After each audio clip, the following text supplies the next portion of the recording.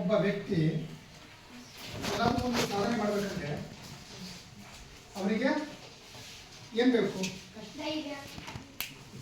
ಮಾಡುವಂತಹ ಅಚಲವಾದಂತಹ ಒಂದು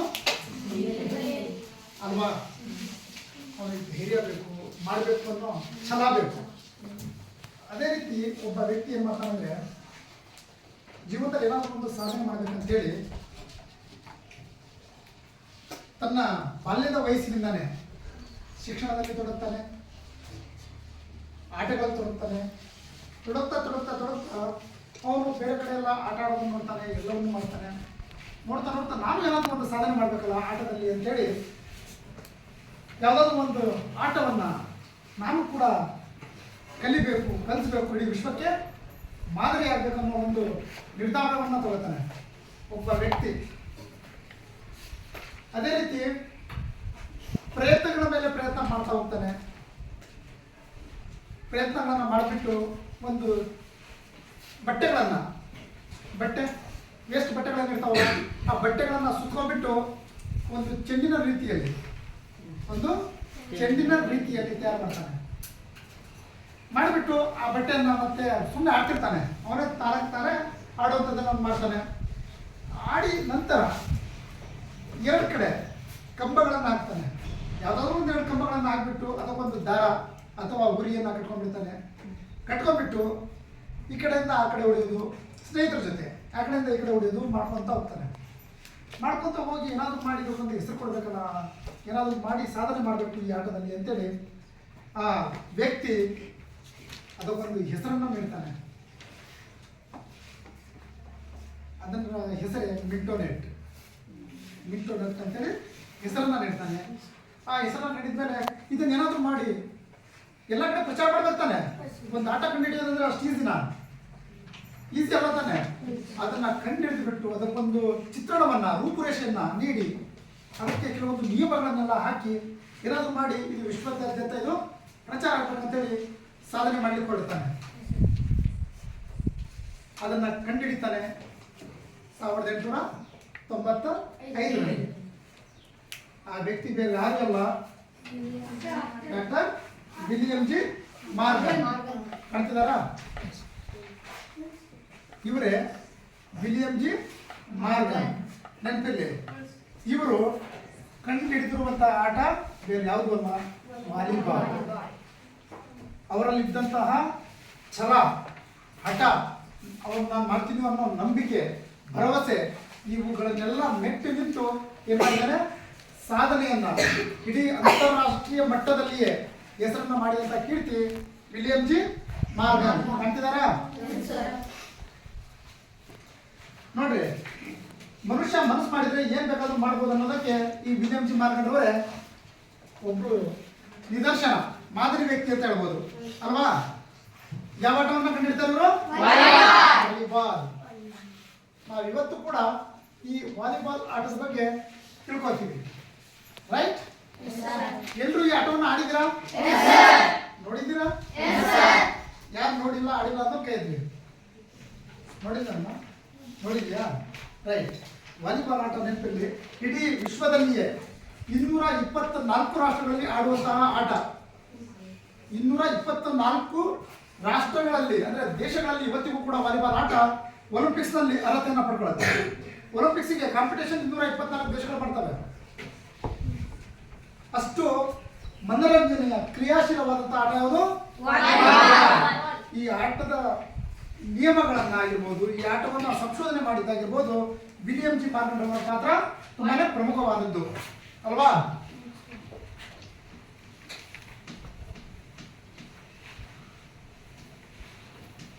ಈ ಆಟವನ್ನು ಕಂಡಿಡ್ತಿದ್ದು ಯಾರು? William G Morgan. ಇವ್ರು ಯಾವ ದೇಶದವರು? ಇವರು ಅಮೆರಿಕ ದೇಶದವರು ಅಲ್ವಾ. ವಿಲಿಯಂ ಜಿ ಮಾರ್ಗನ್ ಅವರು ಅಮೆರಿಕ ದೇಶದವರು. ಈ ಆಟವನ್ನು, ವಾಲಿಬಾಲ್ ಆಟವನ್ನು ಕಂಡುಹಿಡಿದಕ್ಕಿಂತ ಮುಂಚೆ ನಡೀತಾರ ಚಿಕ್ಕ ಕಥೆಯ ರೂಪದಲ್ಲಿ ನೋಡ್ರಿ. ಮೊದಲಿಗೆ ಒಂದು ಬಟ್ಟೆ ಸುತ್ತಿದಂತಹ ಒಂದು ಚೆಂಡನ್ನು ರೆಡಿ ಮಾಡ್ತಾರೆ. ಚೆಂಡನ್ನು ರೆಡಿ ಮಾಡಿಬಿಟ್ಟು ಒಂದು ದಾರ ಕಟ್ತಾರೆ 2 ಕಂಬಗಳಿಗೆ. ಕಟ್ಬಿಟ್ಟು ಈ ಕಡೆಯಿಂದ ಆ ಕಡೆಯಿಂದ ಈ ಕಡೆ ಹೊಡೆಯುವಂತ ಕೆಲಸವನ್ನ ಮಾಡ್ತಾರೆ. ಹಿಂದೆ ಯಾರು? ಸಂದರ್ಭದಲ್ಲಿ ಅಲ್ವಾ, ಅದನ್ನ ಸಂಶೋಧನೆ ಮಾಡಿ ಮಾಡಿ ಮಾಡಿ ಅದನ್ನ ಕೊನೆಗೆ ಕಂಡುಹಿಡಿದ್ಬಿಟ್ಟು ಅದಕ್ಕೆ ಒಂದು ಹೆಸರನ್ನ ನೀಡ್ತಾರೆ. ಆ ಹೆಸರು ಏನಂತೇಳಿ ಮಿಂಟೋನೆಟ್. ಇದು ಮಿಂಟೋನೆಟ್ ಅಂತೇಳಿ ಅವ್ರ ಹೆಸರನ್ನ ಮಧ್ಯಕ್ಕೆ ಇಟ್ಟಿರ್ತಾರೆ. ನಂತರದಲ್ಲಿ ಈ ಆಟವನ್ನ ಮೊಟ್ಟ ಮೊದಲನೇ ಬಾರಿಗೆ ಆಡಿಸ್ತಾರೆ. ಎಷ್ಟರಲ್ಲಿ? ಫೆಬ್ರವರಿ 9, 96ರಲ್ಲಿ. ಫೆಬ್ರವರಿ 95ರಲ್ಲಿ ಕಂಡುಹಿಡಿತಾರೆ ಅಲ್ವಾ. ಫೆಬ್ರವರಿ 9, 1896 ತಾನೆ ಮೊಟ್ಟ ಮೊದಲನೇ ಬಾರಿಗೆ ಆಡಿಸೋದು. ಎಷ್ಟರಲ್ಲಿ? 95ರಲ್ಲಿ. 95ರಲ್ಲಿ ಮೊಟ್ಟ ಮೊದಲನೇ ಬಾರಿಗೆ ಏನ್ ಮಾಡ್ತಾರೆ? ಆಡಿಸ್ತಾರೆ. ಎಲ್ಲಿ ಆಡಿಸ್ತಾರೆ? ಹೋಲಿಯೋಕ್ ಮ್ಯಾಸಚೂಸೆಟ್ಸ್ ಅಲ್ಲಿ. ಎಲ್ಲಿ? ಮ್ಯಾಸಚೂಸೆಟ್ಸ್. ಇದು US ಅಲ್ಲಿ ಬರುತ್ತೆ. ಎಲ್ಲಿ? US, ಯುನೈಟೆಡ್ ಸ್ಟೇಟ್ಸ್ ಅಂತೇಳಿ ನಾವೇನ್ ಕರಿತೀವಿ ಅಲ್ವಾ. ಅಲ್ಲಿ ಬರುವಂತ ಒಂದು ರಾಷ್ಟ್ರದಲ್ಲಿ ಈ ಹೋಲಿಯೋಕ್ ಮ್ಯಾಸಚೂಸೆಟ್ಸ್ ಎಂಬಲ್ಲಿ ಮೊಟ್ಟ ಮೊದಲನೇ ಬಾರಿಗೆ ಯಾವ ಆಟವನ್ನು ಆಡಿಸ್ತಾರೆ? ಆಟವನ್ನ ಆಡಿಸ್ತಾರೆ. ಆಡಿಸ್ತಾರ? ಈ ಮಿಂಟೋನೆಟ್ ಹೆಸರನ್ನ ಏನ್ ಮಾಡ್ತಾರೆ? ಮೊದಲಿಗೆ ಬದಲಾವಣೆ ಮಾಡ್ತಾರೆ. ಈ ಮಿಂಟೋನೆಟ್ ಹೆಸರನ್ನ ಬದಲಾವಣೆ ಮಾಡ್ತಾರೆ. ಅದನ್ನ ಬದಲಾವಣೆ ಮಾಡಿಬಿಟ್ಟು ವಾಲಿಬಾಲ್ ಅಂತೇಳಿ ಹೆಸರು ಕೊಡ್ತಾರೆ. ಯಾರವರು? Doctor Halstead.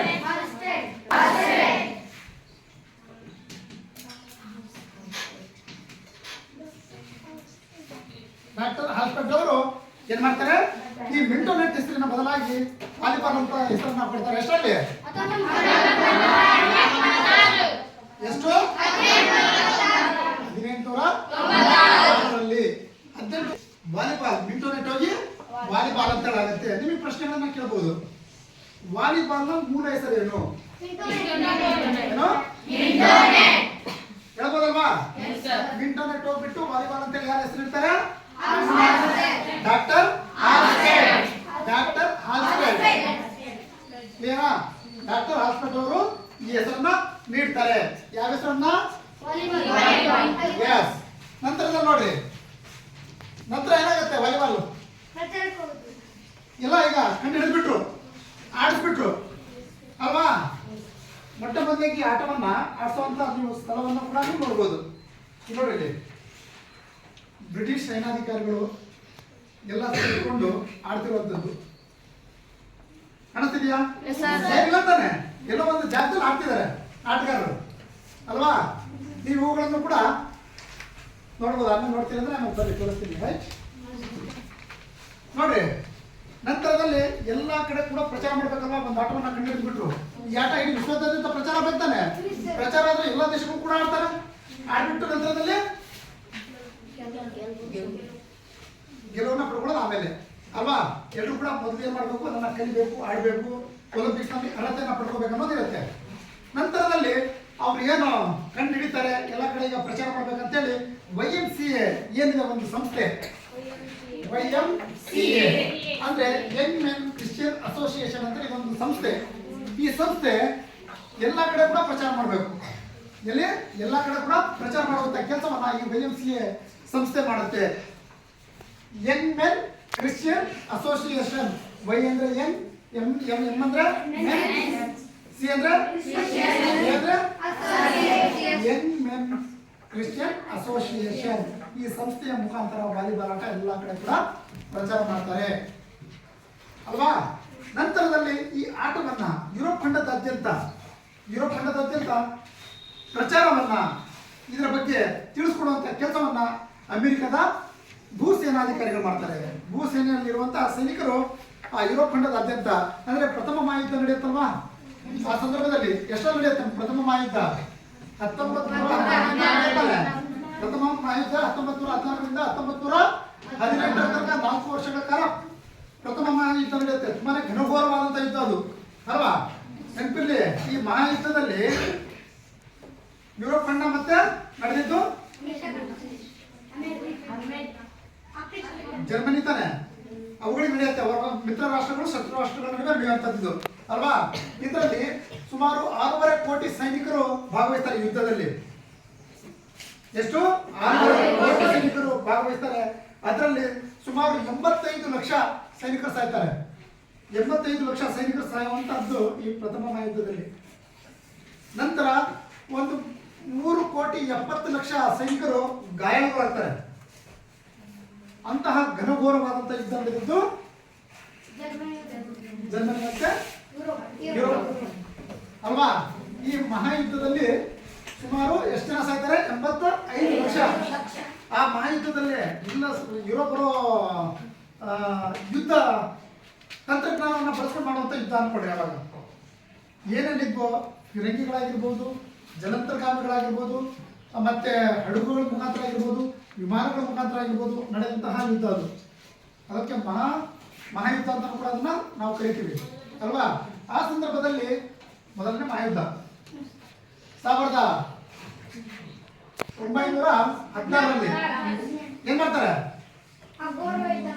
ಪ್ರಥಮ ಮಹಾಯುದ್ಧ ನಡೆಯೋದು 1914ರಿಂದ 1918.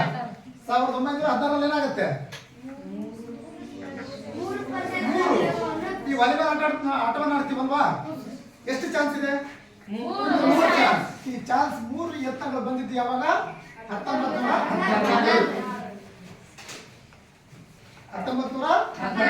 3 ಸ್ಪರ್ಶವನ್ನ ಸೇರಿಸ್ಕೊತಾರೆ. ಯಾವುದೇ ಒಂದು ಆಟಗಳಿಗೆ ತಗೊಳ್ರಿ, ಆವಾಗ ನಿಯಮಗಳು ಪರಿಷ್ಕರಣೆ ಆಗ್ತಾ ಹೋಗ್ತಿರ್ತವೆ, ಅಪ್ಡೇಟ್ ಆಗ್ತಾ ಹೋಗ್ತಿರುತ್ತೆ. ನಿಯಮಗಳು ಬದಲಾವಣೆ ಕೂಡ ಆಗ್ಬೋದು, ಕೆಲವೊಂದನ್ನ ಸೇರಿಸ್ಲೂಬಹುದು, ಕೆಲವೊಂದನ್ನ ತೆಗಿಲೂಬಹುದು ಅಲ್ವಾ.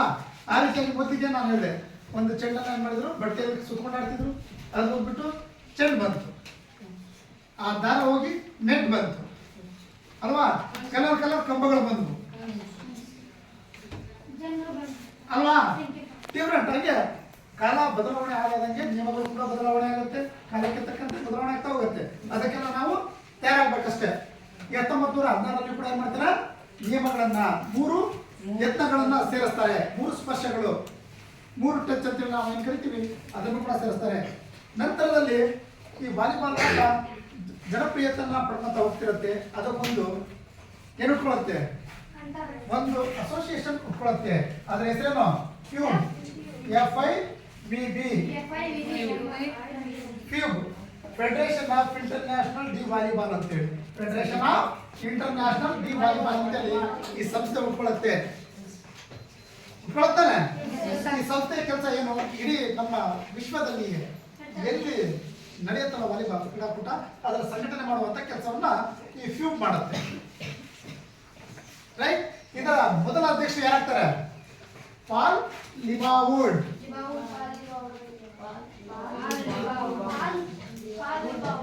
ಪಾಲ್ ಲಿಬಾವುಡ್ ಇದರ ಮೊದಲ ಅಧ್ಯಕ್ಷರಾಗ್ತಾರೆ. ಯಾರು? ಫ್ಯೂಬ್ ಉಟ್ಕೊಳ್ತಾನೆ. ಫ್ಯೂಬ್ ನ ಮೊದಲ ಅಧ್ಯಕ್ಷ ಯಾರಾಗ್ತಾರೆ? ಪಾಲ್ ಲಿಬಾವುಡ್. ಇದರ ಕೇಂದ್ರ ಕಚೇರಿ, ಫ್ಯೂಬ್ ನ ಕೇಂದ್ರ ಕಚೇರಿ ಎಲ್ಲಿದೆ? 1964 ಟೋಕಿಯೋ ಒಲಿಂಪಿಕ್ ನಾನು ಏನ್ ಹೇಳ್ತಿದ್ದೀನಿ ಸರಿಯಾಗಿ ಕೇಳಿಸ್ತಾ. ಫ್ಯೂಬ್ ಉಟ್ಕೊಳ್ಳುತ್ತೆ ಅಲ್ವಾ. ಇದು ಒಂದು ಸಂಸ್ಥೆ, ಅಂದ್ರೆ ಇದು ಆರ್ಗನೈಸ್ ಮಾಡುವಂಥದ್ದು. ವಾಲಿಬಾಲ್ ಪಂದ್ಯಾವಳಿಯನ್ನ ಆರ್ಗನೈಸ್ ಮಾಡೋದನ್ನು ಒಂದು ಸಂಸ್ಥೆ ಉಟ್ಕೊಳ್ಳುತ್ತೆ. ನಂತರದಲ್ಲಿ ಅದರ ಮೊದಲ ಅಧ್ಯಕ್ಷರಾಗಿ ಪಾಲ್ ಲಿಬಾವುಡ್ ಬರ್ತಾರೆ. ಪಾಲ್ ಲಿಬಾವುಡ್ ಬಂದ ನಂತರ ನಾನೇನು ಹೇಳ್ತಿದ್ದೀನಿ, ಇದರ ಕೇಂದ್ರ ಕಚೇರಿ ಈ ಸಂಸ್ಥೆ ಉಟ್ಕೊಂತಾನೆ. ಈ ಅಸೋಸಿಯೇಷನ್ ಇದೊಂದು ಫೆಡರೇಷನ್ ಹೇಳ್ಕೊಳ್ಳಿ ಅಲ್ವಾ. ಇದರ ಒಂದು ಸಂಘಟನೆ ಮಾಡುವಂತ ಒಂದು ಫೆಡರೇಷನ್. ಇದಕ್ಕೊಂದು ಏನ್ ಬೇಕೀಗ? ಒಂದು ಸ್ಥಳ ಬೇಕು ತಾನೆ. ನೀವು ಓದ್ತಿದ್ದೀರ ಅಂದ್ರೆ ನಿಮ್ಗೊಂದು ಕ್ಲಾಸ್ ರೂಮ್ ಇದೆ ತಾನೆ. ಅದೇ ರೀತಿ ಅದಕ್ಕೊಂದು ಸ್ಥಳ ಬೇಕಲ್ವಾ. ಆ ಸ್ಥಳ ಸ್ವಿಟ್ಜರ್ಲೆಂಡ್ ನ ಲೂಸಾನ್ ನಲ್ಲಿ. ಸ್ವಿಟ್ಜರ್ಲೆಂಡ್ ನ ಲೂಸಾನ್.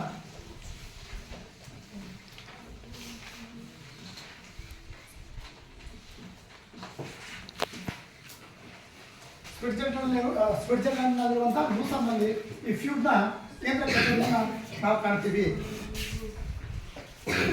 ಕಾಣ್ತಿರ್ತಾನೆ. ರೈಟ್. ಇದರ ಕೆಲಸನೇ ಅಷ್ಟು. ಈಗಿನ ನಾವು ಅಧ್ಯಕ್ಷರನ್ನ ನೋಡೋದಾದ್ರೆ, ಫ್ಯೂಬ್ನ ಈಗಿನ ಅಧ್ಯಕ್ಷರನ್ನ ನೋಡೋದಾದ್ರೆ ಯಾರಿ ಅಂತ ಹೇಳಿದ್ದಾರೆ. ಯಾರ್ವೈ ಇವರು ಮೊದಲ ಅಧ್ಯಕ್ಷರು ಪಾಲ್ ಲಿಬಾವುಡ್. ಪಾಲ್ ಲಿಬಾವುಡ್ ಅನ್ನ ನೋಡೋದಾದ್ರೆ ಇವರು ವಾಲಿಬಾಲ್ ಪ್ಲೇಯರ್ ಕೂಡ. ಪಾಲ್ ಲಿಬಾವುಡ್ ವಾಲಿಬಾಲ್ ಪ್ಲೇಯರ್ ಕೂಡ ಇವರೇ. ಪಾಲ್ ಲಿಬಾವುಡ್ ಕಾಣ್ತಿದಾರಾ? ಮೊದಲ ಅಧ್ಯಕ್ಷರು ಕೂಡ ಆಗ್ತಾರೆ. ರೈಟ್. ನೆಕ್ಸ್ಟ್ ಅದೇ ರೀತಿ ಈಗ ಲೂಸಾನ್ನಲ್ಲಿದೆ ಕೇಂದ್ರ ಕಚೇರಿ. ಈ ಫ್ಯೂ ಬಂದಲ್ಲ ಎಷ್ಟೊಂದು ಜಾರಿಗೆ ಬರೋದು ಫ್ಯೂ ಸಂಸ್ಥೆ 1947ರಲ್ಲಿ ಈ ಫ್ಯೂ ಬಂದ ಅಸ್ತಿತ್ವಕ್ಕೆ ತರ್ತಾರೆ. Federation of international de volleyball. ನೆನಪಿದೆ, ಪ್ರತಿಯೊಂದು ಆಟಕ್ಕೂ ಕೂಡ ಒಂದೊಂದು ಸಂಸ್ಥೆಗಳನ್ನ ನಾವು ಕಾಣಬಹುದು, ಅಸೋಸಿಯೇಷನ್ಗಳನ್ನ ನಾವು ಕಾಣಬಹುದು. ಈ ಉದಾಹರಣೆ ಸಂಘಗಳು ಅಂತೀವಲ್ಲ, ಆ ಸಂಘಗಳನ್ನು ನಾವು ಕಾಣಬಹುದು. ಫಿಫಾ ಅಂದ್ರೆ football, federation of international association football, FIFA. FIBA federation of international football association. FIFA ನಾನು ಹೇಳ್ತಿರೋದು FIFA. ಇದು ಅಂತಾರಾಷ್ಟ್ರೀಯ ಮಟ್ಟದಲ್ಲಿ ತುಂಬಾ ಹೆಸರು ಪಡೆದಿರುವಂತಹ ಕ್ರೀಡಾಕೂಟ ಫಿಫಾ. ರೈಟ್. ನೆಕ್ಸ್ಟ್ ನಾವು ಬರೋದಾದ್ರೆ ಈಗ ಇತಿಹಾಸವನ್ನ ತಿಳ್ಕೊಂಡ್ರೆ ಸ್ವಲ್ಪ ನೆನಪಿರ್ಲಿ. ಅಮೆರಿಕ ದೇಶದ ವಿಲಿಯಂ ಜಿ ಮಾರ್ಗನ್ ಅವರು ಈ ಆಟವನ್ನ ಕಂಡುಹಿಡಿತಾರೆ. ಅವರು ಕೂಡ ದೈಹಿಕ ಶಿಕ್ಷಕರಾಗಿರ್ತಾರೆ. ನೆನಪಿರ್ಲಿ, ಗೊತ್ತಾಯ್ತಾ? ಅವರು ಕೂಡ ದೈಹಿಕ ಶಿಕ್ಷಕರಾಗಿರ್ತಾರೆ. ಅವರು ಕೂಡ ಈ ವಾಲಿಬಾಲ್ ಆಟವನ್ನ ಕಂಡುಹಿಡಿಯುವಂತ ಕೆಲಸವನ್ನ ಮಾಡ್ತಾರೆ. ಮೊದಲಿಗೆ ಈ ಆಟವನ್ನ ಯಾವ ರೀತಿ ಆಡ್ತಿದ್ರು? ಒಂದು ಬಟ್ಟೆ ಸುತ್ತಿದ ಚೆಂಡಿನಿಂದ ಈ ಕಡೆಯಿಂದ ಆ ಕಡೆ, ಆ ಕಡೆಯಿಂದ ಈ ಕಡೆ ಒಂದು ದಾರವನ್ನ ಕಟ್ಕೊಂಡ್ಬಿಟ್ಟು ಆಡ್ತಿದ್ರು. ನಂತರದಲ್ಲಿ ಇದನ್ನ ಹಿಂದಿ ಏನಂತ ಕರೀತಿದ್ರು? ಬಾಯ್ ಬಿಡಬೇಕು, ಮಿಡ್ಡೋನೆಟ್ ಅಂತ ಕರೀತಿದ್ರು. ಮಿಡ್ಡೋನೆಟ್ ಅಂತೇಳಿ ಈ ಹೆಸರನ್ನ ಏನ್ ಮಾಡ್ತಾರೆ? ಮೊಟ್ಟ ಮೊದಲನೇ ಬಾರಿಗೆ ಈ ಆಟವನ್ನ 1895 ಫೆಬ್ರವರಿ 9ರಂದು ಏನ್ ಆಡಿಸ್ತಾರೆ?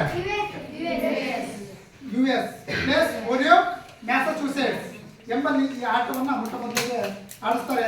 ನಂತರದಲ್ಲಿ ಇದರ ಹೆಸರು ಮಿಡ್ಡೋನೆಟ್ ಬದಲಾಗಿ ಡಾಕ್ಟರ್ ಯಾರು ಈ ಹೆಸರನ್ನ ಚೇಂಜ್ ಮಾಡಿಬಿಟ್ಟು ವಾಲಿಬಾಲ್ ಅಂತ ಹೇಳಿ ನಾಮಕರಣ ಮಾಡ್ತಾರೆ. ಯಾರು? ಡಾಕ್ಟರ್ ಆಲ್ಫ್ರೆಡ್ ಅವರು ಅಲ್ವಾ? ನಂತರದಲ್ಲಿ ಏನಾಗುತ್ತೆ? ಇಡೀ ಎಲ್ಲ ಕಡೆ ಈಗ ಪ್ರಚಾರ ಮಾಡ್ಬೇಕಲ್ವಾ ವಾಲಿಬಾಲ್ ಆಟವನ್ನ. ಆ ಕೆಲಸವನ್ನ YMCA ಸಂಸ್ಥೆ ವಹಿಸ್ಕೊಳ್ಳುತ್ತೆ. ಅದೇ ರೀತಿ ಅವು ಯುರೋಪ್ ಖಂಡದಾದ್ಯಂತ ಪ್ರಚಾರವನ್ನ ಮಾಡ್ತಾರೆ. ಅದರ ಜೊತೆಗೆ ಪ್ರಥಮ ಮಹಾಯುದ್ಧದ ಸಂದರ್ಭದಲ್ಲಿ 1916ರಲ್ಲಿ 3 ಸ್ಪರ್ಶಗಳನ್ನು ಕೂಡ ಸೇರಿಸ್ತಾರೆ ಅಲ್ವಾ?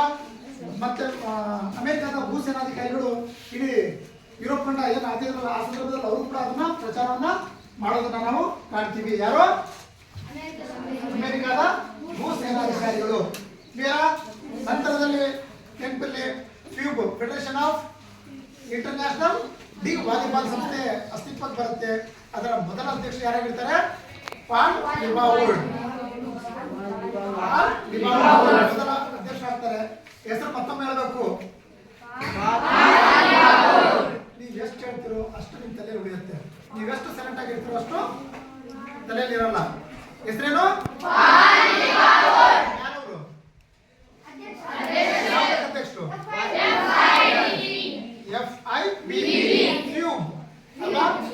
FIBB federation of international de volleyball. ಈ ಸಂಸ್ಥೆಯ ಅಧ್ಯಕ್ಷ ಯಾರಾಗಿರ್ತಾರೆ? ಇದರ ಕೇಂದ್ರ ಕಚೇರಿ ಎಲ್ಲಿದೆ? ಸ್ವಿಟ್ಜರ್ಲ್ಯಾಂಡ್ನ ಲೂಸಾನ್ನಲ್ಲಿ ಅಲ್ವಾ? ನಂತರದಲ್ಲಿ ಬರುವಂತದ್ದು ನಾವು ಅಂಕಣದ ಪರಿಚಯವನ್ನ ನಾವು ಈಗ ಮಾಡ್ಕೊಳ್ಳೋಣ. ಓಕೆ, ವಾಲಿಬಾಲ್ ಆಟದ ಅಂಕಣವನ್ನ ನೀವು ಕೂಡ ಪ್ರಾಯೋಗಿಕವಾಗಿ ನೋಡಿದ್ದೀರಾ? ನಮ್ಮ ಶಾಲಾ ಆವರಣದಲ್ಲಿ ನೋಡ್ಕೊಂಡಿದ್ದೀರಾ ಇಲ್ಲ? ರೈಟ್. ಸೇಮ್ ನೋಡ್ರಿ, ನಾವು ಅಂಕಣಕ್ಕೆ ಬಂದಾಗ ಮೊದಲಿಗೆ ಉದ್ದ, ವಾಲಿಬಾಲ್ ಅಂಕಣದ ಉದ್ದ ಎಷ್ಟು ಮೀಟರ್ ಇದೆ?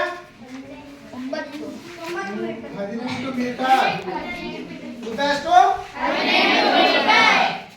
ಈಗ ಅಗಲ ಎಷ್ಟು? 9 ಮೀಟರ್ ಅಲ್ವಾ? ಎರಡೂ ಅಂಕಣ ಯಾವಾಗಲಾದ್ರೂ ಆಗಿರಲಿ, ಯಾವುದೇ ಒಂದು ಆಟದ ಅಂಕಣವನ್ನು ನಾವು ತಗೊಂಡಾಗ ಒಂದು ಅಂಕಣವನ್ನು ಎಷ್ಟು ಭಾಗ ಮಾಡಿರ್ತಾರೆ? 2 ಭಾಗಗಳನ್ನು ಮಾಡುವುದನ್ನ ಕಾಣ್ತೀವಲ್ವಾ? ಈಗ ನೋಡ್ರಿ, 18 ಮೀಟರ್ ಉದ್ದ ಈ ಲೈನ್ ನಾವು ಏನಂತ ಕರಿತೀವಿ? ಸೈಡ್ ಲೈನ್ ಅಂತ ಕರಿತೀವಿ ಅಲ್ವಾ? ಸೈಡ್ ಲೈನ್ ಅಂದ್ರೆ ಬದಿಯ ಗೆರೆ ಅಂತೇಳಿ ನಾವು ಕರಿತೀವಿ. ಈ ಗೆರೆಗಳನ್ನ ಬದಿಯ ಗೆರೆ ಇರೋದಲ್ಲ ತಾನೆ ಎರಡು ಕಡೆ ಕಾಣಿಸ್ತಿದ್ಯಾ? ಎಷ್ಟು ಮೀಟರ್ ಉದ್ದ ಇದೆ? 18 ಮೀಟರ್ ಉದ್ದ. ಅಗಲಕ್ಕೆ ಬಂದಾಗ ಎಷ್ಟಿದೆ? ಈ ಗೆರೆಯನ್ನು ನಾವು ಏನಂತ ಕರಿಬಹುದು? ಕೊನೆಯ ಗೆರೆ. ಇವೆರಡು ಲೈನ್ ಏನು ಬದಿಯ ಗೆರೆ, ಇವೆರಡು ಲೈನು ಈ ಒಂದು ಲೈನ್ ಹಾಕ್ತಿದ್ದೀನಿ ಸೆಂಟರ್ ಲೈನ್ ಅಥವಾ ಎರಡು ಕಡೆ ಇದೆ ತಾನೆ, ಎರಡು ಕಡೆ ಅರ್ಧ ಅರ್ಧ ಅರ್ಧ ತಾನೆ. Right. ಈ 18 ಮೀಟರ್ ಅನ್ನ ಕೋರ್ಟ್ ಅರ್ಧ ಕೋರ್ಟ್ ನಾವು ತಗೊಂಡಾಗ ಎಷ್ಟಿದೆ, ಎಷ್ಟು ಮೀಟರ್, 9 ಮೀಟರ್. ಈ ಕಡೆ 9 ಮೀಟರ್, ಈ ಕಡೆ 9 ಮೀಟರ್, 18 ಮೀಟರ್. ಯಾವ ಆಕಾರದಲ್ಲಿದೆ ಈ ಕೋರ್ಟು, ಆಕಾರದಲ್ಲಿರೋದನ್ನು ನಾವು ಕಾಣ್ತೀವಿ ಅಲ್ವಾ. ನಂತರದಲ್ಲಿ ಬಂದ್ರೆ ಈ ಗಿಲ್ಲಿಂದ ಇಲ್ಲಿ ಏನಿದೆ ಕೋಲ್ಗಳು ಅದಾವ ಕಡ್ರಿ, ಸರಿನಾ. ಕೋಲ್ ಅದಾವ, ನೆಟ್ ತಾನೆ ಕಾಣ್ತಿದೆ ಅಲ್ವಾ ನೆಟ್ಟು, ರೈಟ್. ಈಗ ನಾವು ನೋಡೋದಾದ್ರೆ ಇಲ್ಲಿ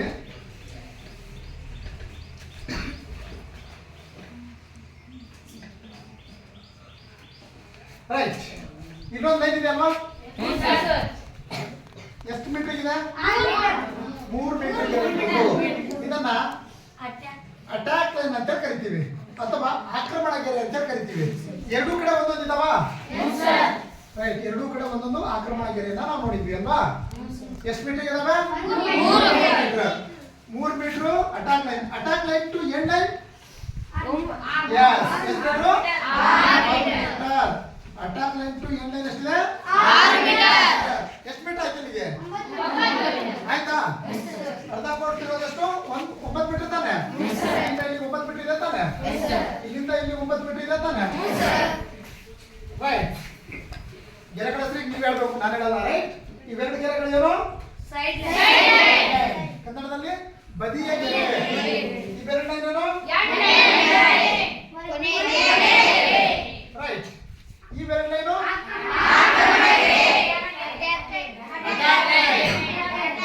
ಅಟ್ಯಾಕ್ ಲೈನ್ ಅಲ್ವಾ. ಕ್ಲಿಯರಾ. ನೆಕ್ಸ್ಟ್ ಇಲ್ಲಿ ನೋಡ್ರಿ, ಇಲ್ಲಿ ಚುಕ್ಕಿ ಅದಾವ, ಒಂದು 5 ಚುಕ್ಕಿಗಳನ್ನ ನೀವು ಕಾಣ್ತೀರಾ ಅಲ್ವಾ. ಏನಿದು 5 ಚುಕ್ಕಿ, ಎರಡೂ ಕಡೆ ಒಂದು 5 ಚುಕ್ಕಿ ನಾವು ಕಾಣ್ತೀವಿ, ಚೂರು ಗೆರೆಗಳು ಅಲ್ವಾ. ಏನಿರ್ಬೋದು, ಏನೋ ಇದನ್ನ ವಿಸ್ತರಿಸಿದ ಗೆರೆ ಅಂತ ಕರಿತೀವಿ. ಏನೋ ವಿಸ್ತರಿಸಿದ ಗೆರೆ. ಇದು 1.75 ಮೀಟರ್ ಇರೋದನ್ನ ಕಾಣ್ತೀವಿ ಅಲ್ವಾ. ಎಷ್ಟಿದೆ, 1.75 ಮೀಟರ್ ಇರೋದನ್ನ ಕಾಣ್ತೀವಿ. ಆ ಚೂರು ಗೆರೆಗಳದಾವಲ್ಲ ಅಲ್ಲಿ ನಾವು ನೋಡೋದಾದ್ರೆ 20 ಸೆಂಟಿಮೀಟರ್ ಗ್ಯಾಪ್, 15 ಮೀಟರ್, 15 ಸೆಂಟಿಮೀಟರ್ ಚೂರು, 5 ಇದಾವ ತಾನೆ, ರೈಟ್. ಏನ್ ಸಿಗ್ಬೋದು,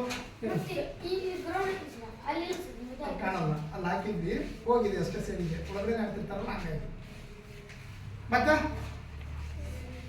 ಚೂರು ಗೆರೆಗಳು ಯಾಕೆ ಹಾಕಿರ್ತಾರೆ, ನೆನಪಿರ್ಲಿ, ಬ್ಯಾಕ್ ಆಫ್ ಪ್ಲೇಯರ್ಸ್ ಇರ್ತಾರೆ ತಾನೆ, ಹಿಂಬದಿಯ ಆಟಗಾರರು ಇರ್ತಾರೆ ತಾನೆ, ಇನ್ನೊಂದು 3 ಜನ ಇರ್ತಾರೆ ತಾನೆ. ಈ ಆಟಗಾರರು ಈ ಲೈನ್ ನ ಏನ್ ಅಟ್ಯಾಕ್ ಮಾಡಕ್ ಬಿಡ್ತಾರೆ ತಾನೆ, ಇವರು ಒಳಗಡೆ ಬಂದು ಜಂಪ್ ತಗೊಳಂಗಿಲ್ಲ, ಲೈನ್ ಟಚ್ ಮಾಡಿ ಜಂಪ್ ತಗೊಂಡು ಹೊಡೆಯಂಗಿಲ್ಲ. ವಾಲಿಬಾಲ್ ಆಟದಲ್ಲಿ ಹಿಂಬದಿಯ ಆಟಗಾರರು ಅಂದ್ರೆ ಬ್ಯಾಕ್ ಝೋನ್ ಪ್ಲೇಯರ್ಸ್ ಏನಿದಾರಲ್ಲ, ಹಿಂಬದಿಯ ವಲಯದ ಆಟಗಾರರು ಈ ಲೈನ್ ಅನ್ನ ಬಳಸಿಕೊಂಡು ಟಚ್ ಮಾಡಾಗಿರ್ಬೋದು, ಈ ಬಾಕ್ಸ್ ಒಳಗಡೆ ಬಂದಾಗಿರ್ಬೋದು, ಜಂಪ್ ಮಾಡಿ ಸ್ಮ್ಯಾಶ್ ಮಾಡಂಗಿಲ್ಲ. ಹಿಂದ್ಗಡೆಯಿಂದ ಮಾಡ್ಬೋದು, ಎಲ್ಲಿಂದ ಹಿಂದ್ಗಡೆಯಿಂದ ಮಾಡ್ಬೋದು. ಆ ಉದ್ದೇಶಕ್ಕಾಗಿ ಅವ್ರಿಗೆ ಇಮ್ಯಾಜಿನ್, ಅವರಿಗೆ ಇಲ್ಲೂ ಕೂಡ ಇದೆ, ಸರಿದಾರ ಬಂದು ಹೊಡಿಬೋತಾರೆ ಸ್ಮ್ಯಾಶ್ ಅನ್ನ, ಹಾಗಾಗಿ ಅವ್ರಿಗೆ ಇಮ್ಯಾಜಿನರಿ ಲೈನ್ ಅಂತೇಳಿ ಇದನ್ನ ಹಾಕಿರ್ತಾರೆ. ಅವ್ರು ಇದನ್ನ ದಾಟಿ ಸ್ಮ್ಯಾಶ್ ಮಾಡಬಾರ್ದು ಅಂತೇಳಿ, ರೈಟ್. ಆ ಉದ್ದೇಶಕ್ಕೆ ಆ ವಿಸ್ತರಿಸಿದ ಗೆರೆ ಅಂದ್ರೆ 1.75 ಮೀಟರ್ ಹಾಕಿರ್ತಾರೆ. ಕ್ಲಿಯರಾ. ಮತ್ತೇನಾದ್ರು ಡೌಟ್ಸ್ ಇದೆಯಾ, ಏನೋ ಡೌಟ್ಸ್ ಇಲ್ವಾ ಸರ್? ಏನಾದ್ರು ಇದ್ರೆ ಕೇಳು. ಯಾಕೆ ಹೊಡಿಬೇಕು ಸರ್, ಅದನ್ನ ದಾಟಿ ಹೊಡಿಬಾರ್ದು ಸರ್. ಅದು ಸೆಂಟ್ರ್ ಆಡ್ತಾನಲ್ಲ ಸರ್, ಅದು ಮಧ್ಯದ ಗೆರೆ ಸರ್, ಅಲ್ಲಿ ಹೋಗಿ ಯಾಕೆ ಹೊಡಿಬಾರ್ದು ಸರ್? ಸರ್ ಸೆಂಟ್ರ್ ಆಡ್ತಾನಲ್ಲ ಸರ್, ಅವ್ರು ಹೇಳಿದ ನಿಮಗೆ ಯಾರಿಗಾದ್ರು ಅರ್ಥ ಆಯ್ತಾ ಮೇಲೆ ನಿಯಮ ಹೇಳೋದು ಅದನ್ನೇ. ಇವರು 3 ಜನ ಫ್ರೆಂಡ್ ಝೋನ್ ಪ್ಲೇಯರ್ಸ್, ಇವರು ಬ್ಯಾಕ್ ಝೋನ್ ಪ್ಲೇಯರ್ಸ್. ಇವ್ರು ಕೊಡ್ಬೋದು, ಈ 3 ಜನ ಅದರಲ್ಲ, ಇವರನ್ನ ಕ್ರಾಸ್ ಮಾಡಿ ಹೊಡಿಬಾರ್ದು ಅಂತ ಇದೆ.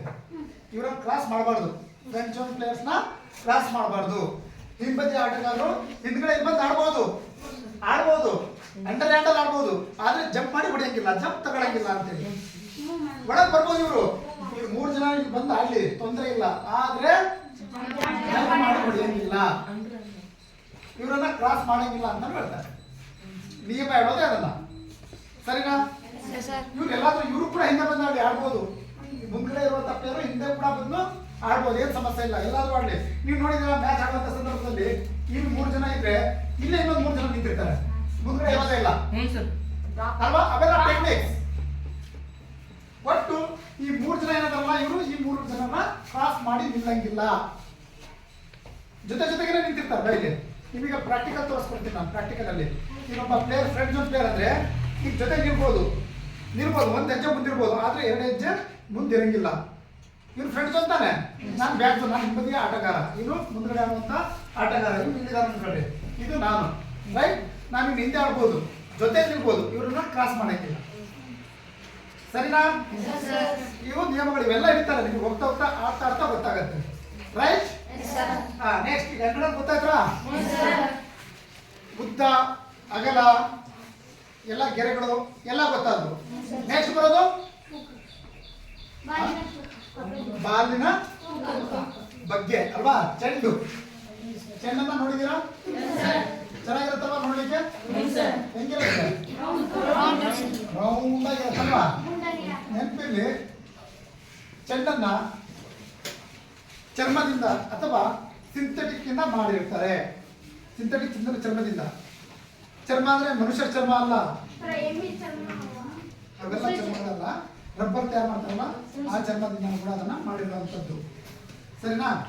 ಇವುಗಳನ್ನ ಮಾಡೋದು, ಮತ್ತೆ ಅದ್ರ ಒಳಗಡೆ ಒಂದು ಗಾಳಿ ತುಂಬಿದ ಒಂದು ಚೆಂಡನ್ನ ಕೂಡ ನಾವು ಗಾಳಿ ಚೀಲವನ್ನ ನೋಡ್ತೀವಿ. ಒಳಗಡೆ ಮೇಲ್ಗಡೆ ಬಾಲ್ ಕಾಣ್ತಿರ್ತಾನೆ, ಅದ್ರ ಒಳಗಡೆ ನೋಡ್ತಿರ್ತಾನೆ, ಅದು ವೃತ್ತಾಕಾರವಾಗಿರೋದನ್ನ ಕೂಡ ನೋಡ್ತಿರ್ತಾನೆ. ಗಾಳಿ ತುಂಬಿದ ಚೀಲ ಕೂಡ ಒಳಗಡೆ ಇರೋದನ್ನ ನಾವು ಕಾಣ್ತೀವಿ. ಆ ಚೀಲ ಪಂಚರ್ ಆಯ್ತು ಅಂದ್ರೆ ಅದು ಹೋದಂಗೆ, ಪಂಚರ್ ಆದಂಗೆ ಅಲ್ವಾ? ಮತ್ತಿನ್ನ ಅದನ್ನ ಪಂಚರ್ ತಿದ್ದಿಸ್ಬೇಕು, ಎಲ್ಲ ಮಾಡಬೇಕು, ಆ ರೀತಿ ಇರುತ್ತೆ. ಈಗ ಚೆಂಡಿಗೆ ನಾವು ಬಂದಾಗ 65ರಿಂದ 67 ಸೆಂಟಿಮೀಟರ್ ಇದರ ಸುತ್ತಳತೆ ಇರುತ್ತೆ, ವ್ಯಾಸ ಅಂತ ಕರಿತೀವಲ್ವಾ? 65ರಿಂದ 67. ಇದರ ತೂಕಕ್ಕೆ ಬಂದಾಗ 260ರಿಂದ 280 ಗ್ರಾಮ್ ಇರೋದನ್ನ ಕೂಡ ನಾವು ಕಾಣ್ತೀವಿ. 260ರಿಂದ 280 ಗ್ರಾಮ್ ತೂಕ ಇರುತ್ತೆ. ಯಾವ್ದು? ವಾಲಿಬಾಲ್ ಚೆಂಡಿನ ತೂಕ, ರೈಟ್? ಅದನ್ನ ನಾವು ಎಸೆದು ಕೂಡ ಅದು ಪುಟಿಯಾಗಿರ್ಬೇಕು ಅಂತೇಳಿ. ನೆಕ್ಸ್ಟ್ ಚೆಂಡ ಆಯ್ತು. ನೆಕ್ಸ್ಟ್ ಬರೋದು ಜಾಳಿಗೆ. ಜಾಳಿಗೆ ಕಾಣ್ತಿದ್ಯಾ? ಜಾಳಿಗೆ ಅಂದ್ರೆ ಏನು? ನೆಟ್ ಕಾಣ್ತೈತಾ?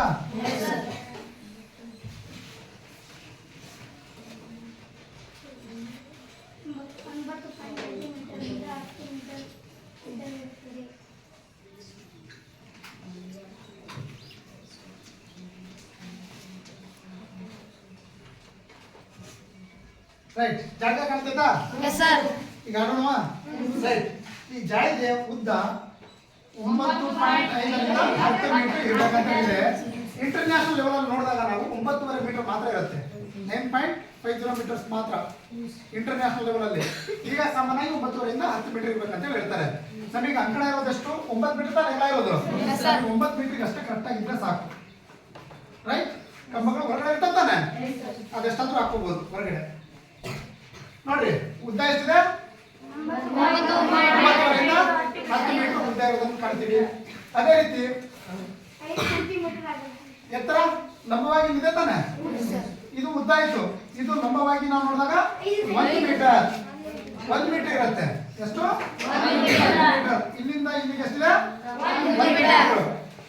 ಕ್ಲಿಯರಾ? ಒಳಗಡೆ ಗ್ಯಾಪ್ಗಳು ಕಾಣ್ತಿದಾವ ತಾನೆ, ಬಾಕ್ಸ್ಗಳು ಎಷ್ಟಿರ್ತಾವೆ? 10 ಇಂಟು 10. ಇದೇನಿದೆಯಲ್ಲ 10 ಇಂಟು 10 ಕಾಣಿಸ್ತಿದ್ಯಾ? 10 ಇಂಟು 10 ಚೌಕ ಇರುತ್ತೆ, ಚೌಕಗಳೆಲ್ಲ, ರೈಟ್? ಜಡಿಗೆ ಕ್ಲಿಯರಾ? ಅದ್ರ ಮೇಲೆ ಒಂದು ಪಟ್ಟಿ ಇರುತ್ತೆ, ನೋಡಿದ್ರಾ? ಏನಿದು ಪಟ್ಟಿ? ಇದು 7 ಸೆಂಟಿಮೀಟರ್ ಅಲ್ಲ ಇರುತ್ತೆ ಅಲ್ವಾ? ಯಾಕಿರುತ್ತೆ? ರಿಬ್ ಬಿತ್ತು ಅಂತೀವಲ್ವಾ, ರಿಬ್ ಅಂತೇಳಿ. ಈಗ ನೀವು ಆಡು ಭಾಷೆಯಲ್ಲಿ ರಿಬ್ ಅಂತ ಕರಿತಿರ್ತೀರ. ಇಲ್ಲಿ ಬಾಲ್ ರಿಬ್ಬಿಗೆ ಬಡಿತು ಹಂಗಿಂಗ್ ಅಂತೇಳಿ. ಯಾಕೆ ಇಲ್ಲಿ 7 ಸೆಂಟಿಮೀಟರ್ ಆಗಿ ಎದ್ದು ಮಾತಾಡ್ಬೇಕು?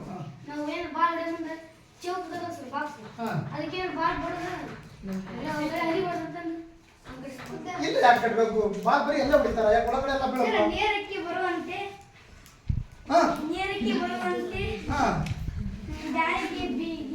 ಬಳಸುತ್ತಾರೆ. ಹಾಕು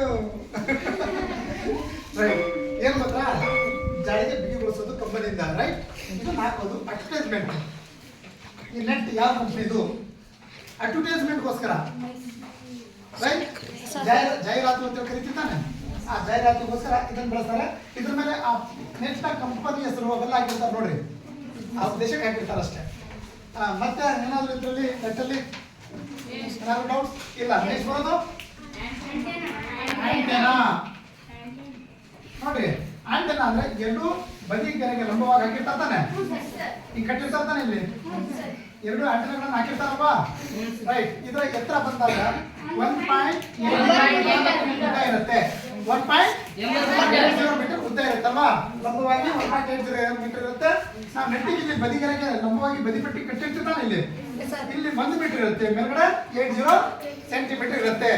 ಎರಡು ಬದಿಗೆರೆಗೆ ನೇರವಾಗಿ ಬದಿಪಟ್ಟಿಗೆ ನಾವು ಏನ್ ಮಾಡ್ತೀವಿ, ನೇರವಾಗಿ ಎರಡು ಕಡೆ ನಾವು ಆಂಟೆನಾವನ್ನ ಕಟ್ತೀವಿ. ಯಾಕೆ ಕಟ್ತೀವಿ? ಸರ್, ಕಂಬ ದೂರ ದೂರ ಇರ್ತದೆ ಸರ್, ಕಂಬ. ಕಂಬಕ್ಕೂ ಅದಕ್ಕೂ ಸಂಬಂಧ ಇದೆಯಾ? ಸರ್,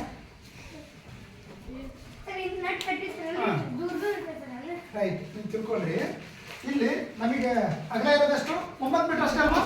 ನಮಗೆ ಬೇಕಾಗಿರೋದು 9 ಮೀಟರ್. ಆ 9 ಮೀಟರ್ಗೆ ಕರೆಕ್ಟಾಗಿ ಕಟ್ಟಿ ಚೆಂಡು ಏನು ರ್ಯಾಲಿ ಆಗುತ್ತಲ್ಲ, ಕಂಬ ದೂರ ಇರ್ತವೆ, ಚೆಂಡುಗಳು ರ್ಯಾಲಿ ಆಗ್ತಾವಲ್ಲ. ಆಂಟೆನಾ ಇಲ್ಲ ಅಂದ್ರೆ ಚೆಂಡು ಏನಾಗುತ್ತೆ, ಬಿದ್ದೋಗುತ್ತೆ. ಈ ಕಡೆಯಿಂದ ಹೋದ್ರು ಕೂಡ ಕೆಲವೊಮ್ಮೆ ಜಡ್ಜ್ ಮಾಡೋಕ್ಕಾಗಲ್ಲ ಅಲ್ವಾ? ಇದು ಕರೆಕ್ಟಾಗಿ ಆಂಟೆನಾ ಇತ್ತು ಅಂದ್ರೆ, ಈ ಆಟದಲ್ಲಿ, ವಾಲಿಬಾಲ್ ಆಟದಲ್ಲಿ ಎರಡು ಆಂಟೆನಾಗಳ ನಡುವೆ ಬಂದಂತಹ ರ್ಯಾಲಿಗಳನ್ನ ಮಾತ್ರ ಕೌಂಟ್ ತಗೊಳ್ಳೋದು, ಸರ್ವಿಸ್ ರ್ಯಾಲಿ. ಈ ಆಂಟೆನಾಗಳಿಗೆ ಟಚ್ ಆದ್ರೂ ಕೂಡ ತಪ್ಪು, ಪಾಯಿಂಟ್. Opposite ಟೀಮಿಗೆ 1 point. ಗೊತ್ತಾಯ್ತಾ? ಹಾಗಾಗಿ ಈ ನಾವು ವಾಲಿಬಾಲ್ ಆಡುವಂತ ಸಂದರ್ಭದಲ್ಲಿ ಎರಡು ಆಂಟೆನಾಗಳ ನಡುವೆ ಮಾತ್ರ ಆಟ ನಡೀಬೇಕಾಗಿರೋದು. ಅದರ ಟಚ್ ಆಗೋದಾಗಿರ್ಬೋದು, ಅದರ ಹೊರಗಡೆಯಿಂದ ಹೋಗೋದಾಗಿರ್ಬೋದು, ಆದ್ರೆ ಫಾಲ್ಟ್, ತಪ್ಪು ಅಂತೇಳಿ. ಕ್ಲಿಯರಾ? ಇದರ ಚೌಕಗಳನ್ನ ಸುತ್ತಳತೆ ಕೂಡ 10 ಸೆಂಟಿಮೀಟರ್ ಇರುತ್ತೆ. ಯಾವ್ದು? 10 ಸೆಂಟಿಮೀಟರ್ ಮಿಲಿಮೀಟರ್?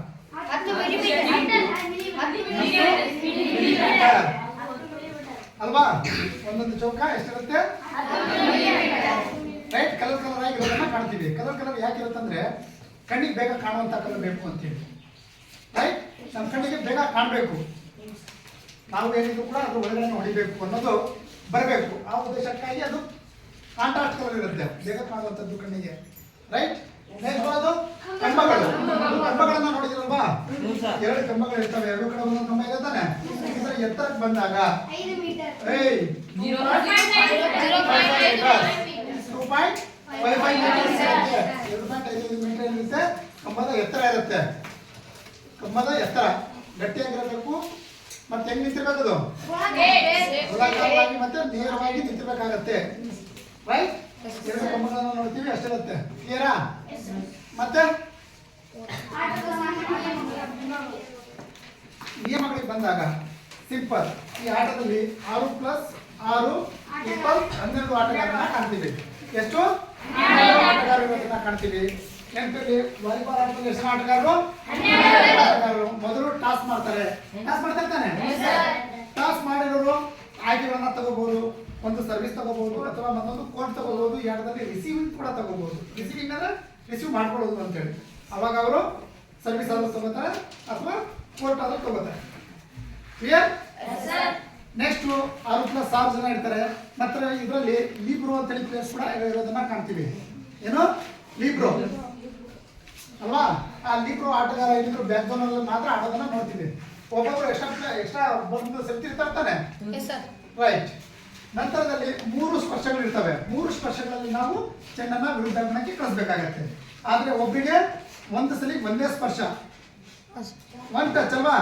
ನನಗೆ ಚೆಂಡು ಬಂತ, ನಾನು ಒಂದ್ಸಲಿ ಹೊಡೆದ್ಬಿಟ್ಟು ಮತ್ತೊಂದ್ಸಲಿ ಹೊಡೆದ್ರೆ ಅದು ಡಬಲ್ ಟಚ್ ತಾನೆ, ರೈಟ್. ಮತ್ತೆ ಸರ್ವಿಸ್ ಮಾಡುವಾಗ ಚೆಂಡನ್ನ ಟಾಸ್ ಮಾಡಿಬಿಟ್ಟು ನಾವೇನ್ ಮಾಡಬೇಕು? ಸರ್ವಿಸ್ ಅನ್ನ ಮಾಡಬೇಕಾಗತ್ತೆ. ಬಾಲನ್ನ ಟಾಸ್ ಮಾಡಿ ಸರ್ವಿಸ್ ಅನ್ನ ಮಾಡಬೇಕು, ರೈಟ್. ಬಾಲಿಂಗ್ ಹಿಡ್ಕೊಂಡು ಹೊಡಿತೀನಿ ಅಂದ್ರೆ ಅದು ಕೂಡ ತಪ್ಪಾಗತ್ತೆ. ಬ್ಯಾಕ್ ಝೋನ್ ಪ್ಲೇಯರ್ಸು ಆಕ್ರಮಣ ಗೆರೆಯನ್ನ ದಾಟಿ ಅಟ್ಯಾಕ್ ಮಾಡಂಗಿಲ್ಲ, ಸ್ಮ್ಯಾಶ್ ಮಾಡಂಗಿಲ್ಲ, ಜಂಪ್ ತಗೊಳಂಗಿಲ್ಲ, ನೆಟ್ ಅನ್ನ ಟಚ್ ಮಾಡಂಗಿಲ್ಲ. ಸರ್ವಿಸ್ ಮಾಡಿದಂತ ಚೆಂಡು ಈ ಗೆರೆಗಳ ವಿರುದ್ಧ ಅಂಗಣದ ಗೆರೆಯ ಹೊರಗಡೆ ಹೋದ್ರೆ ಅದು ರಾಂಗ್. ಬಟ್ ಗೆರೆಗಳ ಹೊರಗಡೆ ಹೋದ್ರೆ ರಾಂಗ್ ಸರ್ವಿಸ್ ಮಾಡಿದ್ರೆ ಅಲ್ವಾ? ಕ್ಲಿಯರಾ? ಮತ್ತೇನಾದ್ರು ಡೌಟ್ಸ್? ನಿಮಗೆ ನಾ ಪ್ರಾಯೋಗಿಕ ವಿಭಾಗದಲ್ಲಿ ಇದರ ಸಂಪೂರ್ಣ ಮಾಹಿತಿನ ನೀಡ್ತೀನಿ, ಸರಿನಾ? ಮತ್ತೆ ನೆನಪಿರಲಿ, ಇದರಲ್ಲಿ ಅಂಕಗಳಿಗೆ ನಾವು ಬಂದಾಗ ತಪ್ಪು ಮಾಡಿದಂತಹ ತಂಡಕ್ಕೆ ಏನಾಗುತ್ತೆ, ಒಂದು ಪಾಯಿಂಟ್ ಸರ್ವಿಸ್ ಅನ್ನ ಕೊಡ್ಕೊಂತವರು ಮತ್ತೆ ವಿರುದ್ಧ ತಂಡಕ್ಕೆ ಒಂದು ಪಾಯಿಂಟ್ ಕೂಡ ಹೋಗುತ್ತೆ. ಸರ್ವಿಸ್ ಜೊತೆ ಒಂದು ಪಾಯಿಂಟ್ ಕೊಡೋದನ್ನು ಕೂಡ ನಾವು ತಿಳ್ಕೊತೀವಿ, ರೈಟ್? ಒಂದು ಸೆಟ್ ಅಲ್ಲಿ ಒಟ್ಟು 25 ಅಂಕಗಳು, ಒಂದು ಸೆಟ್ ಅಲ್ಲಿ 25 ಅಂಕಗಳು ಇಂಥವು ಇಂಟರ್ನ್ಯಾಷನಲ್ ಅಲ್ಲಿ 5 ಸೆಟ್ ಅನ್ನ ಆಡಿಸ್ತಾರೆ. ಅದರಲ್ಲಿ 3 ಸೆಟ್ ಅಲ್ಲಿ ಯಾರು ಮಾಡ್ತಾರೋ ಆ ತಂಡ ವಿನ್ ಆಗುತ್ತೆ. 25 ತಂಡ ಈಗ 25 ಅಂಕ ಅಂದ್ರೆ ನಾವು ಆಡ್ತಿರ್ಬೇಕಾದ್ರೆ 24 ಆಗ್ಬಿಡ್ತಪ್ಪ. ಅವಾಗೇ ಮಾಡ್ಬೇಕು ಕಂಟಿನ್ಯೂಸ್ 2 ಪಾಯಿಂಟ್. ಕಂಟಿನ್ಯೂಸ್ 2 ಪಾಯಿಂಟ್ ಯಾವ ಟೀಮ್ ತಗೊಳ್ತಾ ಅವರು ಜಯಶಾಲಿ ಆಗುತ್ತೆ. ನೆನಪಲ್ಲಿ ಒಟ್ಟು 2 ಪಾಯಿಂಟ್ ವೇರಿಯೇಷನ್ ಅಲ್ಲಿ ಇರಬೇಕು, 2 ಪಾಯಿಂಟ್ ವೇರಿಯೇಷನ್ ಅಲ್ಲಿ ಇರಬೇಕು. ಮತ್ತೆ ಏನಾದರೂ ಡೌಟ್ಸ್ ವಾಲಿಬಾಲ್ ಅಲ್ಲಿ? ಮತ್ತೆ ಇನ್ನೊಂದು, ನಿಮಗೆ ರೊಟೇಷನ್ ಸಿಸ್ಟಮ್ ಅಲ್ವಾ? ರೊಟೇಷನ್ ಇದೆ ತಾನೆ? ರೊಟೇಷನ್ ಇದೆ ಅಲ್ವಾ? 1 6 5 4 3 2 ಈ ರೀತಿ ಪ್ಲೇಸ್ ಪೊಸಿಷನ್ ಇದೆ ಅಲ್ವಾ? ನೋಡ್ರಿ, 6 ಇದ್ದು ಸರ್ವಿಸ್ ಮಾಡ್ದ, ಸರ್ವಿಸ್ ಏನಾಯ್ತು? ನಾಯ್ಸ್ ಆಯ್ತಾನೆ. ಅವಾಗ ಪ್ರದಕ್ಷಿಣೆ ಆಕಾರದಲ್ಲಿ ರೊಟೇಷನ್ ಆಗಬೇಕು. ಇಲ್ಲಿ 6 ಹೋಗ್ತಾನೆ, 5 ಹೋಗ್ತಾನೆ, 4 ಹೋಗ್ತಾನೆ, 3 ಹೋಗ್ತಾನೆ, 2 ಹೋಗ್ತಾನೆ, 1 ಬಂದಿದ್ದು ಬಂದಾನೆ. ನೆಕ್ಸ್ಟ್ ವಿರುದ್ಧ ತಂಡದಲ್ಲಿ ಏನಾದ್ರು ಫಾಲ್ಟ್ ಆದಾಗ ಅವರು ಕೂಡ ಇದೇ ರೀತಿ ಪ್ರದಕ್ಷಿಣೆ ಆಕಾರದಲ್ಲಿ ರೊಟೇಷನ್ ಆಗ್ತಾರೆ. ನಂತರದಲ್ಲಿ ಒಂದಿದ್ದು ನೀವು ಬಂದು ಸರ್ವಿಸ್ ಮಾಡೋದನ್ನ ನಾವು ಕಾಣ್ತೀವಿ. ಇಲ್ಲಿ ಬಂದಾಗ ಸರ್ವಿಸ್ ಮಾಡೋದು. ಕ್ಲಿಯರಾ? ಮತ್ತೇನಾದ್ರು ಡೌಟ್ಸ್ ಇದ್ರೆ ಕೇಳಿ. ಡೌಟ್ಸ್ ಎದ್ದು ಕೇಳಬೇಕು. 9 ಸೆಂಟಿಮೀಟರ್ ಎಲ್ಲಿದೆ? 9 ಮೀಟರ್ ಇದು, ಸೆಂಟಿಮೀಟರ್ ಅಲ್ಲ. 9 ಮೀಟರ್ ಅದ ಎಷ್ಟ್ರಾಗ ಜಂಪ್ ಮಾಡಿ 9 ಮೀಟರ್ ಇಲ್ಲಿಂದ ಇಲ್ಲಿಗೆ, ಇಲ್ಲಿಂದ ಸರ್ ಇಲ್ಲಿಂದ ಇಲ್ಲಿಗೆ 6 ಮೀಟರ್ ಅಲ್ವಾ? ಆಕ್ರಮಣ ಗೆರೆಯಿಂದ ಕೊನೆಯ ಗೆರೆಗೆ 6 ಮೀಟರ್ ಇರುತ್ತೆ. ಹೊಡಿಬಹುದು. ಇದ್ರ ಹಿಂದ್ಗಡೆ ನೀವು ಎಷ್ಟಾದ್ರೂ ಜಂಪ್ ಮಾಡ್ಕೊಂಡು ಹೊಡ್ಕೊಳ್ರಿ, ನೋ ಪ್ರಾಬ್ಲಮ್. ಆದ್ರೆ ಈ ಲೈನ್ ಒಳಗಡೆ ಮತ್ತೆ ಈ ಲೈನ್ ಅನ್ನ ಟಚ್ ಮಾಡಿ ಹೊಡೆಯಂಗಿಲ್ಲ. ಆಕ್ರಮಣ ಗೆರೆ ಏನಿದೆಯಲ್ಲ ಅದನ್ನ ಟಚ್ ಮಾಡಿ ಅಥವಾ ಅದ್ರ ಒಳಗಡೆ ಬಂದು ನೀವು 3 ಜನ ಹೊಡೆಯಂಗಿಲ್ಲ. ಸರ್ ಇಲ್ಲಿ 3 ಸೆಂಟಿಮೀಟರ್ ಐತೆ ಸರ್, ಅಲ್ಲಿ 3 ಮೀಟರ್ ಐತೆ ಸರ್. ಅಲ್ಲಿ ಯಾರು ನಿಂತಿಲ್ಲ ಸರ್, ಅಲ್ಲಿ ಬಾಲ್ ಬೀಳುತ್ತೆ, ಅಲ್ಲಿ ಹೊಡೆದ್ರಿ ಬಾಲ್ ಅಲ್ಲಿ ಇರುತ್ತೆ ಸರ್. ಎಲ್ಲಿ ಬಿದ್ರೆ? ಅಲ್ಲಿ ಒಳಗೆ ಸರ್, ಅಲ್ಲಿ ಇರ್ತಾರಲ್ಲ 3 ಜನ ಆಡ್ಕೊಂತಾರೆ. ಯಾರಿಲ್ಲ ಹೊಡಿಲಿಲ್ಲ ಅಂದ್ರೆ ಅವ್ರು ಫಾಲ್ಟು, ಒಂದು ಪಾಯಿಂಟ್ ಅವ್ರಿಗೆ ಹೋಗುತ್ತೆ. ಹೊಡಿಬೇಕಲ್ವಾ? ಮತ್ತೆ ಡೌಟ್ಸ್ ಇದ್ರೆ ಕೇಳ್ರಿ. ಇಲ್ಲಿರೋ ಹೊಡಿಲೇಬೇಕು, ಬಿಟ್ರೆ ಪಾಯಿಂಟ್ ಹೋಗುತ್ತೆ. ಈ ಕೋರ್ಟ್ ಒಳಗಡೆ ಎಲ್ಲೇ ಬಂದ್ರು ಕೂಡ ಈ ಟೀಮ್ ಆಡ್ಕೋಬೇಕು ತಾನೆ? ಆಗಿಲ್ಲ ಅಂದ್ರೆ ಅಷ್ಟೇ. ಏನ್ ಮಾಡ್ಬೇಕು? ಮೂವ್ ಅಲ್ಲ, ಏನ್ ಮಾಡ್ತೀರಾ? Upper and pass. ಯಾರು ಇವ್ರು ಹೊಡಿಬಹುದು, ಇವರು ಹೊಡಿಬಹುದು. ಎಲ್ಲಿಂದ ಇವ್ರು ಹೊಡಿಬೇಕಾಗಿರೋದು ಇಲ್ಲಿಂದ ಹೊರಗಡೆ, ಇವ್ರು ಹೊಡಿಬೇಕಾಗಿರೋದು ಎಲ್ಲಾದ್ರೂ ಹೊಡ್ಕೋಬಹುದು ಅವ್ರ ಮುಂದ್ಗಡೆ, ರೈಟ್? ಏನಾದ್ರು ಡೌಟ್ಸ್ ಇದ್ರೆ ಇಲ್ಲೇ ಕ್ಲಿಯರ್ ಮಾಡ್ಕೊಳ್ಳಿ. ಮಕ್ಕಳು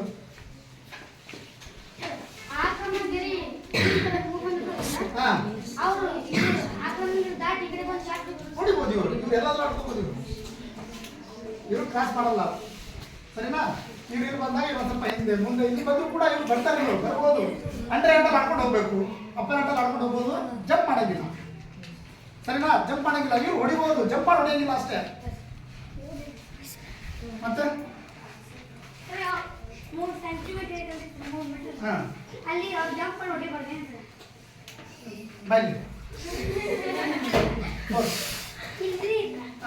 ಜಂಪ್ ಮಾಡಿ ಹೊಡಿಬಾರ್ದು. ಯಾರು ತೋರ್ಸು, 3 ಜನ ಅದಾರಲ್ಲ, ಇವ್ರು ಹೊಡಿಬಹುದು ಅಂತ ಹೇಳ್ತಿದ್ದೀನಿ.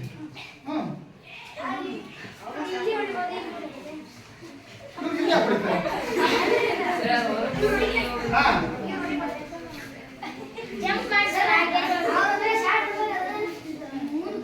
ಇಲ್ಲಿ ಹೊಡ್ಕೋಬಹುದಲ್ಲ, 3 ಟಚ್ ಇದೆ ತಾನೆ? 3 ಟಚ್ ಕಳಿಸ್ಕೊಳ್ಳಿ ಅವರು. ಈ 3 ಜನ ಏನಾರಲ್ಲ, ಇವ್ರು ಎಲ್ಲಿಂದನಾದ್ರೂ ಹೊಡಿಲಿ, ಸ್ಮ್ಯಾಶ್ ಮಾಡ್ಬೋದು. ಈ 3 ಜನ ಅದಾರ ಇವರು. ಈ 3 ಜನ ಈ ಒಳಗಡೆ ಬಂದು ಸ್ಮ್ಯಾಶ್ ಮಾಡಂಗಿಲ್ಲ, ಜಂಪ್ ತಗೊಳಂಗಿಲ್ಲ, ಜಿಗಿದು ಹೊಡಿತಾರ ನೋಡು, ಆ ಜಿಗಿದು ಹೊಡಿಯಂಗಿಲ್ಲ. ಯಾವ ಪೀರಿಯಡ್ ಇದೆ ನೆಕ್ಸ್ಟ್? ಕಟ್ ಮಾಡು.